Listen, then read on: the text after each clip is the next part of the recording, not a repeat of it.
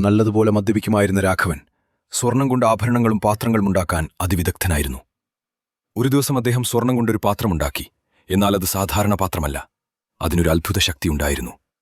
ഏത് സാധനവും അതിലിട്ടാൽ അത് ഇരട്ടിയായി മാറും. ഇത് മനസ്സിലാക്കിയ രാഘവൻ ആ അത്ഭുത പാത്രത്തിൽ ഒരൽപ്പം മദ്യമൊഴിച്ചു. പെട്ടെന്ന് തന്നെ ആ മദ്യം ഇരട്ടിയായി മാറി. അവന് സന്തോഷമായി. പിന്നീടുള്ള ദിവസങ്ങളിൽ അവൻ ആ പാത്രത്തിൽ നാണയങ്ങളും പഴങ്ങളും അരിയും എല്ലാം ഇട്ടു. ഇതെല്ലാം ഇരട്ടിയായി മാറി.